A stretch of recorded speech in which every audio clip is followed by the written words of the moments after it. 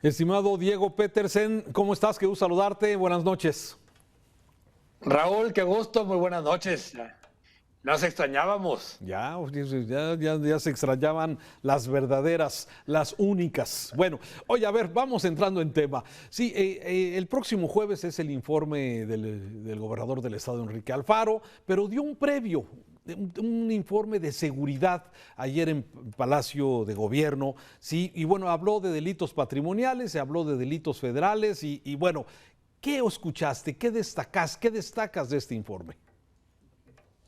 Fíjate, Raúl, que bueno, es un informe que de alguna manera refleja lo que ha sido la política de este gobierno en materia de seguridad. Es decir, hay mucho rollo, o sea, mucho para la Fernalia y muy pocas cosas en concreto. Presume el gobernador que bajaron los delitos patrimoniales, Sí. que esto es una tendencia nacional provocada fundamentalmente por el confinamiento, La ¿no? pandemia. Y por la reducción de la actividad económica por la pandemia.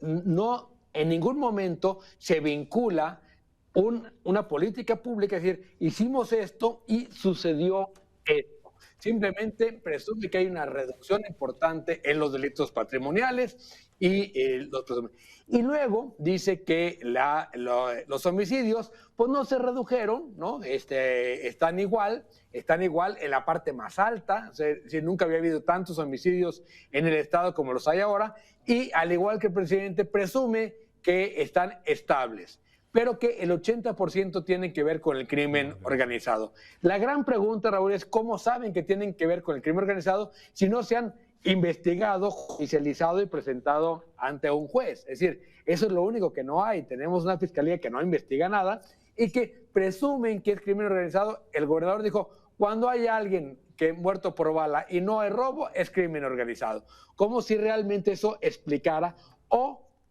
eso de alguna manera, digamos, le quitara responsabilidad al gobierno del estado de lo que pasa en el territorio.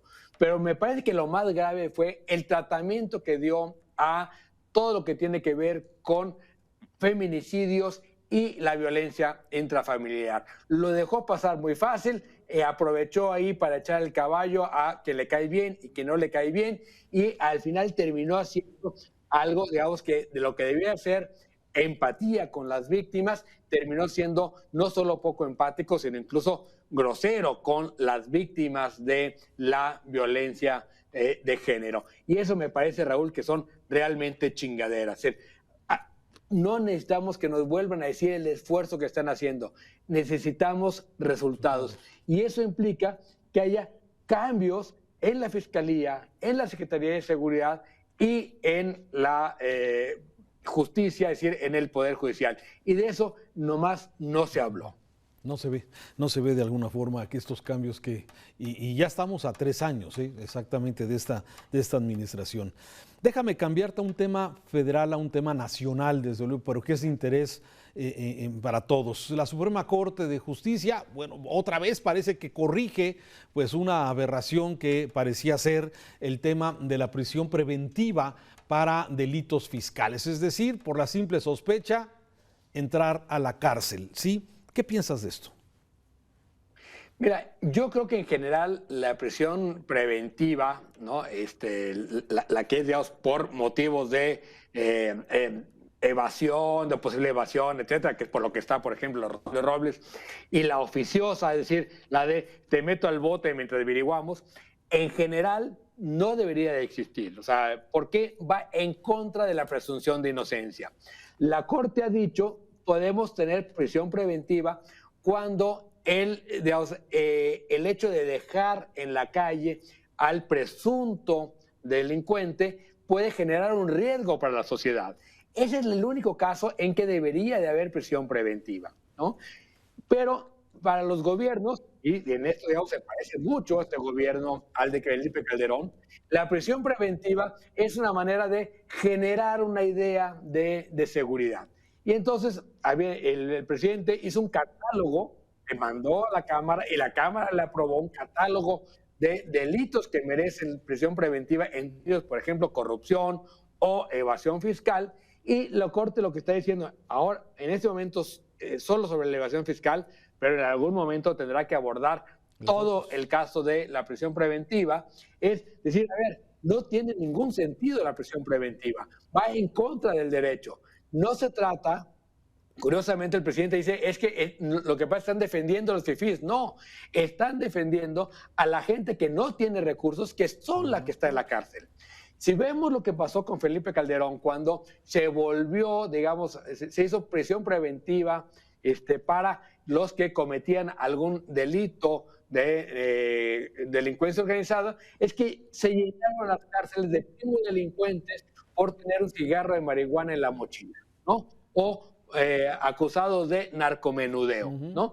Y se llenaron las cárceles. O sea, de los 11,000 detenidos en la época de Felipe Calderón por ese delito, 10,000 eran primo delincuentes con ese sentido. Ayer Animal Político publica que de los 13,000 detenidos en la Ciudad de México en el último año, ¿sí? Con prisión preventiva, la mayoría eran pobres, que no tenían, digamos, que habían cometido pequeños delitos y que van a la cárcel. Y estamos llenando las cárceles de gente, no sé si inocente, si cometió algún delito menor, pero de delincuentes menores, cuando no está ahí el problema. Entonces, por un delito de 100 pesos, ¿no? Literal, que hay un caso así, van a la cárcel y nos cuesta no solo como sociedad muchísimo, destruimos vidas por mandarlos a la cárcel por un delito menor, pero además nos cuestan carísimos como sociedad.